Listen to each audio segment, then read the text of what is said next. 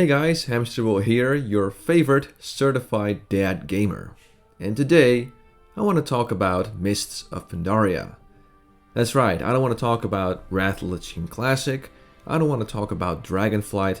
No, I want to talk about an expansion that is not really that popular, but there's two reasons as to why. Number one is that what I've noticed in my comments section and on some forums is that people are starting to get a little bit nostalgic about Mists of Pandaria. I see comments where people are like, you know what? I actually didn't mind Mists of Pandaria that much.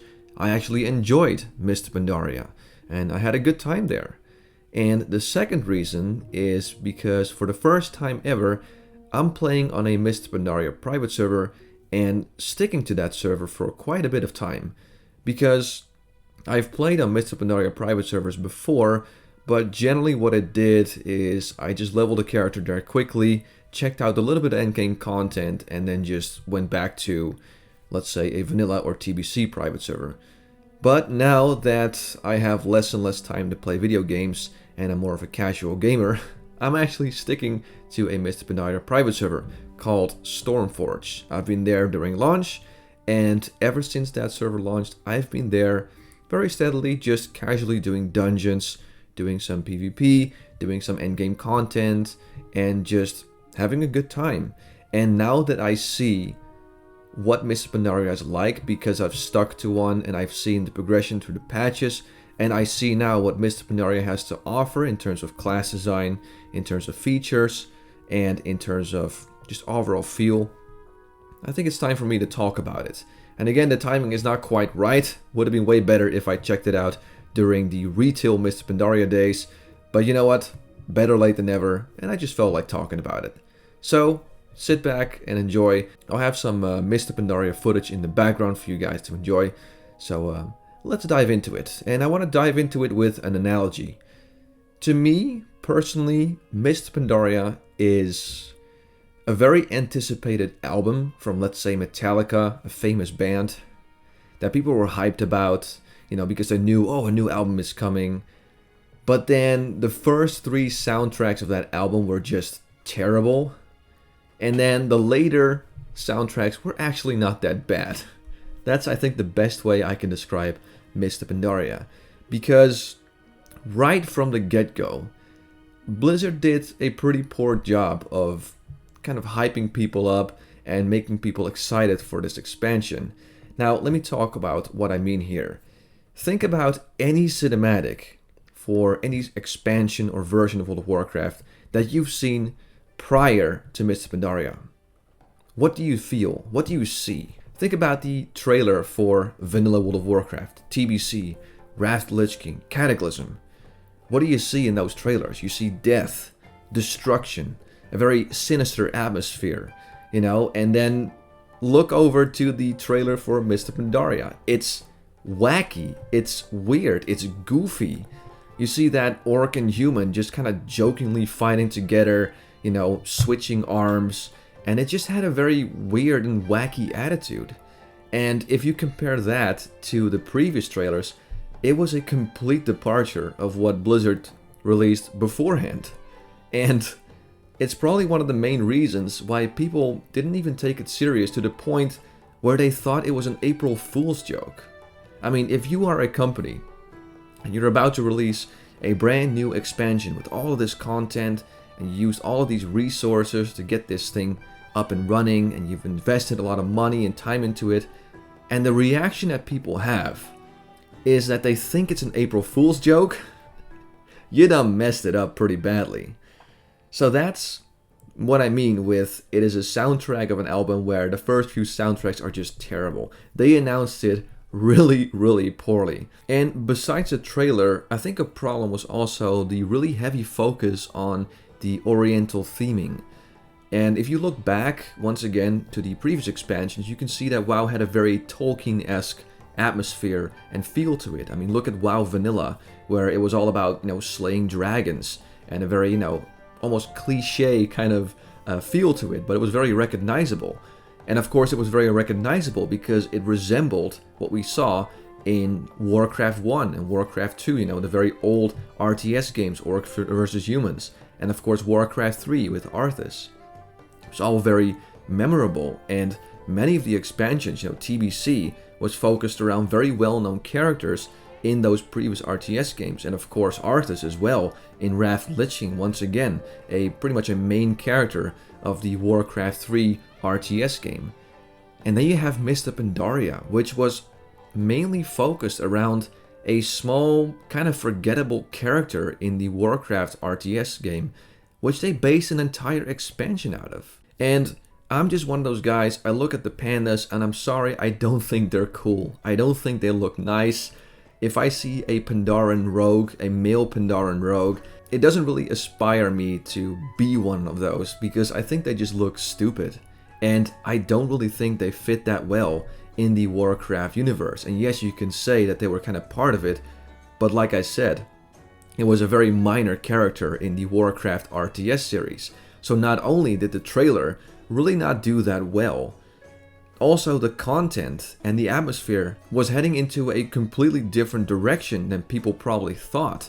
And because it was such a heavy focus on Oriental style and the pandas, people probably felt a little bit alienated by what World of Warcraft's direction was heading into. And I don't blame them. If I look at the previous expansions, it feels very different. Now, admittedly, the zones do look beautiful if you go through them, but again, it was all this very heavy focus on Oriental theming, and I don't think that did the game a whole lot of good. It really felt like Blizzard was catering very much to the more Asian market, to the Chinese market, which again, made few people a little bit alienated, if you will. But if you ignore those layers, and you look at the features of the game, I'm actually having a good time with Mists of Pandaria, and I don't think the game is that bad. I mean, sure, me as someone that doesn't like pandas, every time I see one, I kind of have to, turn the other cheek and pretend they're not there. Because it doesn't matter how many times you try to convince me a male Pandaren rogue does not look badass. If I see a male Pandaren rogue wearing the tier 2 Bloodfang gear, I think it looks ridiculous. It does not look badass.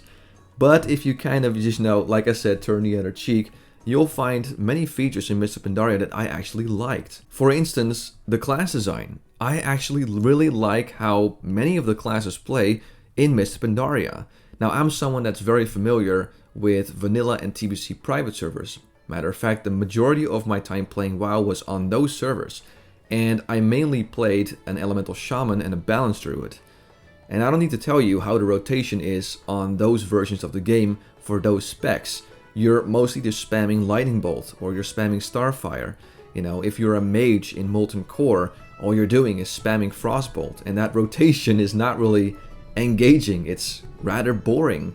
And then I look at how my Elemental Shaman plays in Mists of Pandaria, and the difference is night and day. I have more cooldowns to keep track of, I have more spells, I have a proc that resets my Lava Burst to be instant. I can change into a different form where I can spam Lava Burst, and it's just really darn cool to play one. So that is one example of how class design, I think, was actually really interesting and fun in Mists of Pandaria.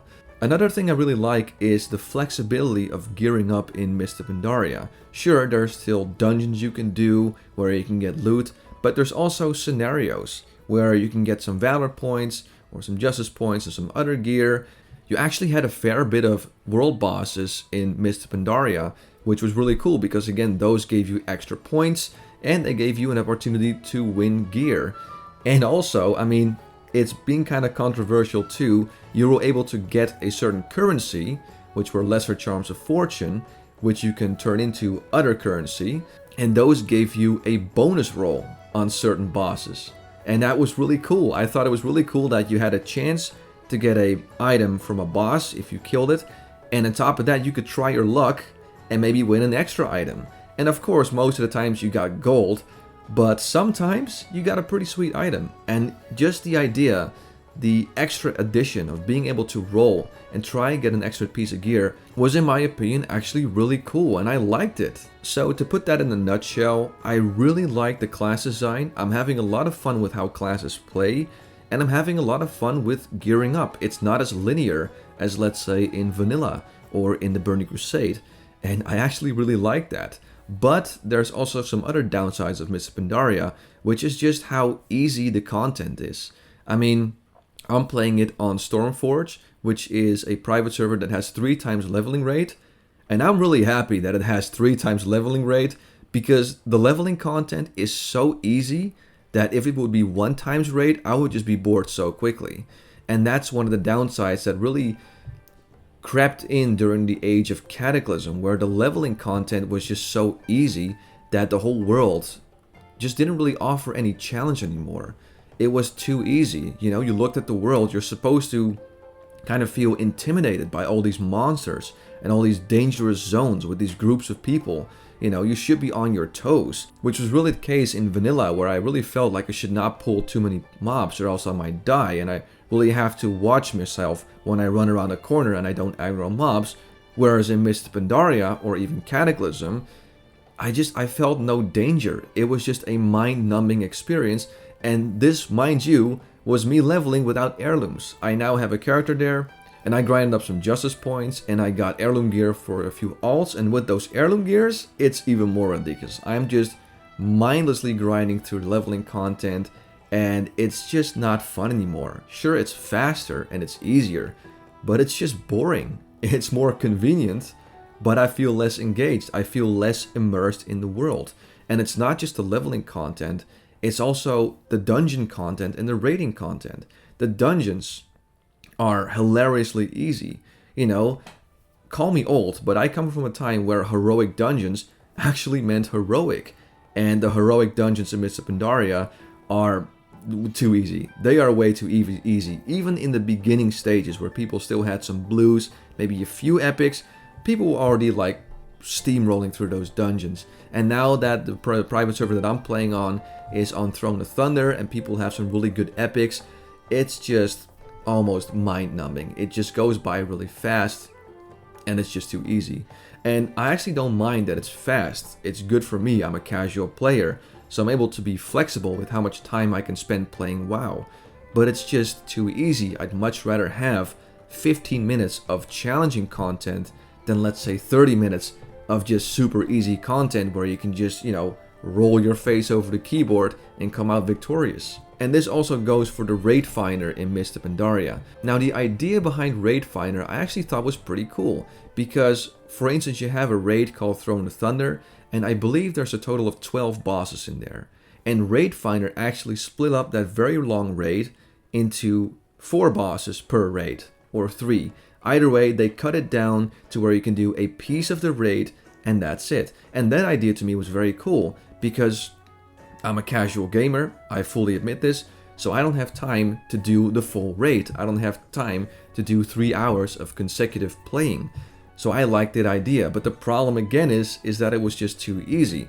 I occasionally do Raid Finder to get some gear. I queue up as a Resto Shaman because I have Elemental and Restoration, but of course as a healer the queue pops faster. And half the time, maybe not half the time, but a good chunk of the time, I am just sitting there waiting for people to get damaged during the boss fight, and nothing happens. No one gets damaged. I'm literally sitting there watching the bars. No one's taking damage. And there are even times where me as a healer, because there's nothing to do, I just start spamming Lightning Bolt to the boss. And if it's that easy, it's just not engaging. And when I get an item, I don't feel like I've accomplished anything. I don't feel like I've put in the effort to get this epic. So the leveling content and the endgame content, at least the entry level content, is just way too easy. I feel like I'm just getting epics handed to me without really deserving it. Of course, another problem that Mists of Pandaria had, which is something that has plagued WoW for quite a lot of time, is of course content drought. There was a lot of time during the phases which, really left people kind of bored and nothing to do. And, like I said, it plagued WoW before, it has plagued WoW probably now, and it really didn't help Mists of Pandaria either. I will say though that another cool feature of Mists of Pandaria was the Timeless Isle. You had this whole zone, this whole island, where you as a fresh level 90 could go and can get some quick items to gear yourself up so you could join heroics. Now, it was a little bit easy because all you had to do was run around and you would be able to collect epics, but it was at a very late stage in Mists of Pandaria. And Timeless Owl is again something that people remember fondly because it was another unique way to gear up. And that's what I mean. There were so many ways to gear up a Mists of Pandaria that it's not super linear, and I actually had a lot of fun doing it. So if you look at a whole, like I said, Mists of Pandaria is a soundtrack to an album, which first 3 soundtracks kind of sucked, and then the rest was okay-ish, but because people were just put off so badly by the first 3 tracks that no one really cared about the other ones. And it's only later, when they finally give the full album a go, people are like, you know what? This album's not too bad. And that's, I think, what people are realizing. And maybe it's also a little bit nostalgia. People are looking at Mists of Pandaria through rose-tinted glasses because it's admittedly been 10 years since Mists of Pandaria has been released. But I really think the game has good things to offer. It has good features. It's just a shame that they get overshadowed by the negatives of the expansion. And that's really what I wanted to talk about. And that's the title of the video. I like Mists of Pandaria. I don't mind saying it. I don't like it because there's pandas there. I don't like it because it has a heavy focus on the oriental theming. I like it because it has a lot of flexibility. It has a lot of cool features. It has really good class design. But like I said, it just gets overshadowed by its negatives. So, I like Mists of Pandaria, but I understand why it failed. I absolutely understand. And that's pretty much all I wanted to talk about. So, hope you guys liked this video. Hope you guys liked the footage in the background. As I said, I'm still playing on that private server. It's called Stormforge Mistblade. I'm an elemental shaman. My name is Electric Milk. If you want to say hi in game, please do. I don't mind. It's pretty cool to hang out with people. And yeah, still having a good time there. And my idea is to go through all the content and gear up my shaman even more. Perhaps maybe an alt, but we'll see in the future because, you know, life is admittedly a little bit chaotic and busy right now. Either way, guys, thank you so much for watching this video. I'm Hamsterwheel and have a good one.